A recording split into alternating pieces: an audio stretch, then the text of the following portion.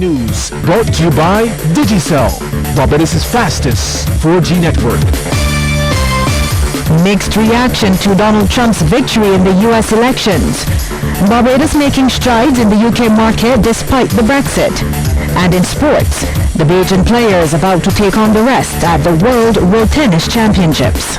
The CBC Headline News brought to you by Digicel, Barbados' fastest 4G network. Credible, balanced, committed. This is the CBC Evening News.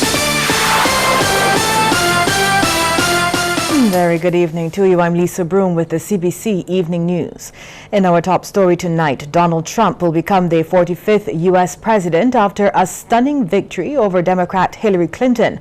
The Republican nominee defied to claim swing states, winning the key battlegrounds of Florida, Ohio, and Pennsylvania. Outgoing President Barack Obama has congratulated his successor by phone. Mr. Obama has also invited Mr. Trump to a meeting at the White House on Thursday to discuss the transition.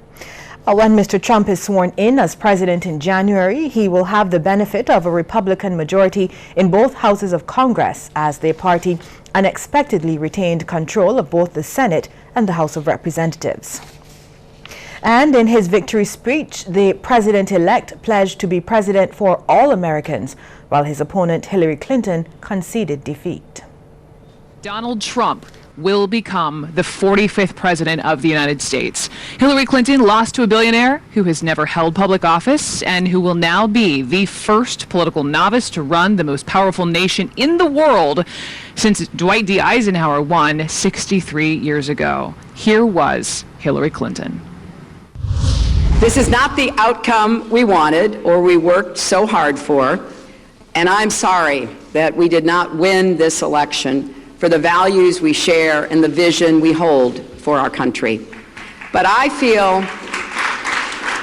feel pride and gratitude for this wonderful campaign that we built together. This vast, diverse, creative, unruly, energized campaign. You represent the best of America, and being your candidate has been one of the greatest honors of my life. I know how disappointed you feel because I feel it too. And so do tens of millions of Americans who invested their hopes and dreams in this effort. This is painful, and it will be for a long time. Donald Trump is going to be our president. We owe him an open mind and the chance to lead.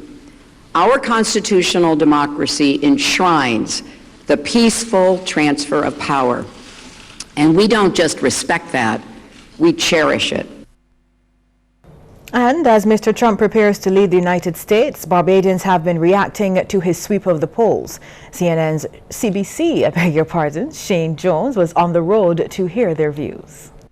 Well, that's the U.S. Embassy there in the background here in Barbados. And clearly from the results of last night's U.S. presidential election, we can assume that that country is split down the middle in terms of their vision of their way forward. Well, today we took to the streets to find out what Barbadians were thinking about that result. We also heard the views of some tourists from Scotland, England, and Canada. I would have preferred Hillary to win, but God knows best. So you were following it? No. Okay, so then if you were not following, why did you have Hillary over Trump? Because sometimes you hear the comments that Mr. Trump makes, and it's very degrading, especially to women. I'm glad he win, because he's a good man. He got money. Hillary Clinton got money to get a boy now. In Scotland, Donald Trump actually has properties, and I wouldn't say he's a popular person there, so I don't know what he's going to do in the US. What about you, sir? Yeah, stunned. I don't know what's going to happen worldwide just because of the reaction to him being president. In the back of people's minds that was mostly silent, the people wanted radicalism and a radical change. So what do you think, what effect are you going to think is going to have now that he's president?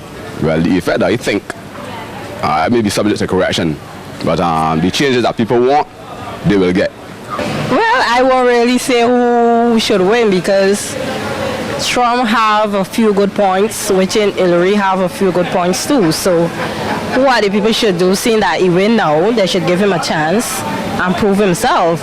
I was disappointed because I expect Hillary Clinton to have won the election. But when I look back at it, she was overconfident.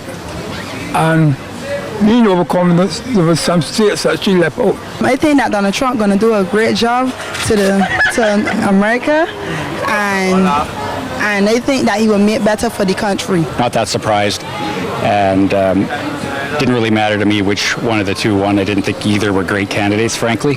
But we will wait now and see what he will do in the end, but I know I would have given it to Hillary Clinton. So there you have it. Mixed reactions here in Barbados and mixed reactions also in the U.S. Shane Jones, CBC News. Well, the American media got it all wrong for the U.S. presidential elections, and that underscores the importance of people thinking for themselves. That comment from General Secretary of the Democratic Labour Party, George Pilgrim, as he reflected on Mr. Trump's victory. Mr. Pilgrim also believes some of the more so-called outlandish promises made by Mr. Trump were merely to garner support from the masses. What we recognize is that people play upon what they perceive to be the emotions of voters. And very often they say what people want to hear.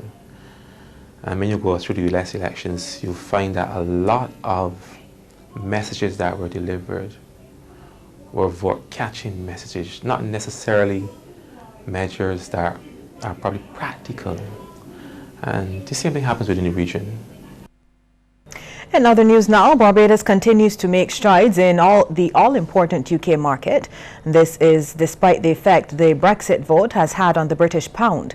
According to Minister of Tourism and International Transport Richard Seeley, visitor spend has been affected. Mr. Seeley, who is leading a delegation to the World Travel Marketplace in London, says the pound has plummeted and Barbados has to keep an eye on the developments out of London. While visitor spend for Barbados is certainly up, we still have to keep an eagle eye on that situation, because if the exchange rate is not favorable, visitors may still come, but they may adjust their spend to suit. And clearly that's something that we have to monitor. And that's the reason why, again, we have to continue to work so hard in this market. It is our major source market, and it will probably continue to be in the foreseeable future. Mr. Seeley also provided an update on recent talks with officials of Virgin Atlantic. The Manchester flight that has traditionally been one flight year-round. We apologize for that extract. Well, there are fresh calls for urgent action from government to address what's described as one of the biggest hindrances to doing business in Barbados, the island's large licensing regime. And they're coming from Industry Minister Donville Innes. He says he is amazed at the number of challenges people face in this regard. Minister Innes raised the issues during a discussion dubbed The Road to Success, Driving Entrepreneurship and Investment Opportunities in Barbados. It's one of the activities for National Services Week 2016. So many things in this country require a license. And when I ask myself, what for? It boggles my mind, except to keep a few public officers engaged for maybe an hour or two when the day come. You know, the truth of the matter is that we have to be frank and look within every department and ask ourselves, is this license absolutely necessary? Because sometimes we don't appreciate what people have to go through, even to make that application for a license. The industry minister's other concern relates to the fact that many entities have still not made application forms for services available online. In 2016, too many application forms are not available online. Now, if they are, they're in a PDF format that you still have to print, complete with a typewriter or some other antiquated tool, and then get in a motor car and drive to the office and submit it. Now, we've come a long way, but I think going forward we have to pick up the pace in terms of the things we do to make it easier. Because these things, as simple as they may seem to some people, they do daunt those who want to get on with their legitimate business. Well, it was a double celebration for the most recent company to raise a flag as part of the Caribbean Broadcasting Corporation's Guardian of the Heritage initiative. R.L. Mark & Company Limited is celebrating 30 years of operations as the country marks its 50th anniversary of independence. The company has offered print and document management technology services since 1986. CEO Charmaine Waterman, along with Chairman Richard Mark, commended the CBC for the nation-building initiative and reflected on the company's own anniversary. For the last 3 decades, we have operated and grown in the Barbados marketplace, which we count as a milestone achievement. We are proud to be a Barbadian company that has stood the test of 30 years and continue to grow and thrive in this marketplace. One can't help but to reflect upon our journey as a nation as Barbados celebrates 50. A journey where Barbados, by and large, have built a global reputation for literacy and education, governance and order, and tourism excellence. As a homegrown Barbadian company, we at R.L. Mark & Company Limited extend congratulations to the people and the nation of Barbados, as together we remain strict guardians of our heritage. Happy 50th anniversary, Barbados. And producer Tisha Hines offered remarks on behalf of the CBC. Thank you so much for being a part of this initiative, being guardians of our heritage. The one thing to underscore is whether we're talking about business or in our personal lives, we need each other. And in our 50th year, it's fantastic that we can stand together and say how much we care for our island, Barbados. We'll have more news in just a moment. Stay with us.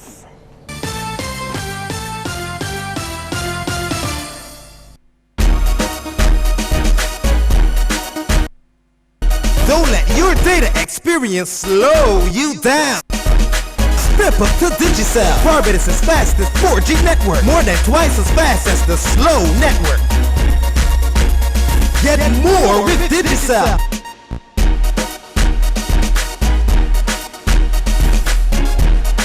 Digicel, the fastest 4G network in Barbados. Dial *153# to sign up to Digicel today.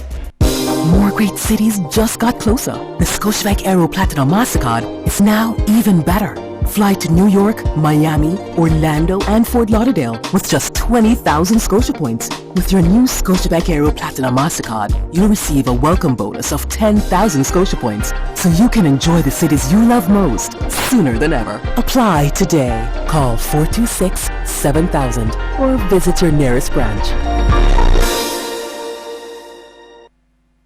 I wish to celebrate in style this independence. Yes, and in color too. Harris Paints is giving you everything you wish this independence with up to 30% off select Harris products. Plus a chance to win your share of $10,000 cash in weekly draws. Get one entry form with every $50 spent in Harris products. New paint job inside and out. And cash too. Sweet! Harris! See Press or Harris Paints social media for more. Get everything you wish this independence with Harris Paints. Happy 50th anniversary, Barbados.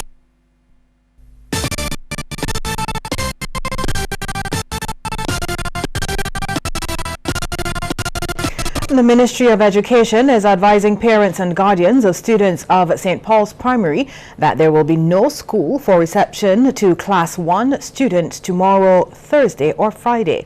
The closure is to allow the ministry to rectify water damage in the building which houses these classes. All other students, classes 2 to 4, are expected to attend the Britain's Crossroad St. Michael's School. The Ministry of Education says it regrets any inconvenience caused by the closure. Spending on all of government's specially planned Golden Jubilee celebrations are within the allocated budget. This from Labour Minister and Deputy Chairman of the 50th Anniversary of Independence Celebrations Coordinating Committee, Senator Dr. Esther Bayasuku. She made the strong assurance during the press launch of the Golden Anniversary Mega Concert, which will be held at the Garrison Savannah on November 30th. Further to our meeting last Thursday with the acting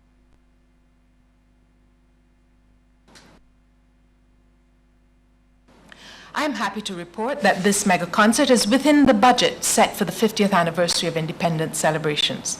The Secretariat is happy to partner with Flow, which generously offered to be the major sponsor for the event.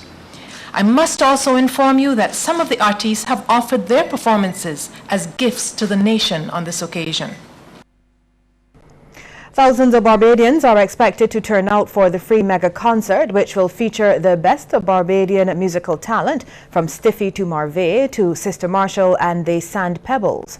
Meanwhile, Flow, Barbados' Director of Communications and Stakeholder Management, Marilyn Seeley, says the company is proud to be part of the milestone celebrations. I'm happy to report that this The National Union of Public Workers will be meeting with its membership from various government departments from tomorrow until Monday, when it expects to hear from the Public Service Commission, or PSC. That's the latest development, according to NUPW General Secretary Rosalind Smith, as the union fights for its president, Canny McDowell. Prior to our meeting last Thursday with the acting chief personnel officer, we had submitted a proposal to the Public Service Commission verbally. We, however, submitted a written response to them, and we acknowledged our correspondence and informed us that the concerns outlined in our correspondence, are being prepared for the attention of the Public Service Commission. Now, we know that the Public Service Commission meet on Mondays, and they say we will be advised accordingly. But Miss Smith believes the process is taking too long. When we made that submission Thursday, we would have expected something more definitive yesterday, right? So we see that this is another delay on their part, but we would be meeting with our membership until Monday.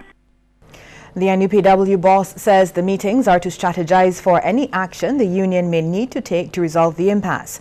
At issue is Mr. McDowell being removed from the senior post of Health Planner 1 and reverting to a substantive position of environmental health assistant, where he started in the public service more than a decade ago. The NUPW sees it as an affront to Mr. McDowell and the trade union movement. A group of security consultants is warning the Ministry of Education it's time to install cameras in schools. The Caribbean Association of Security Professionals believes this will monitor and curb violence within the island's educational institutions. Chairman Oral Reid says the association has already written to schools across Barbados offering to oversee that process. In that correspondence, we highlighted the importance of having the engagement of electronic security solutions in their various institutions. But I agree that this may be an incremental thing, but our remit is to bring this to the table and look and see how we can engage with managers of educational facilities. And if they so desire, they know that they can call on us, because we have written indicating a willingness to sit down with them and to discuss on these matters. The association announced other issues to be discussed at its annual conference on the 18th of this month. Along with violence prevention in schools, these include maintaining international security standards in the tourist industry. Private security was also labeled a concern, and Mr. Reid says security guards should not be forced to work during bad weather and believes they should receive additional training because of the sensitive work they do. We recognize that there are private security officers in airports, seaports, working in proximity to customs facilities, and at various hotels and other areas where we will have large concentrations of very important persons and property. And that these persons will play a critical role in terms of the management of information, and certainly to ensure the safety of these facilities. Headline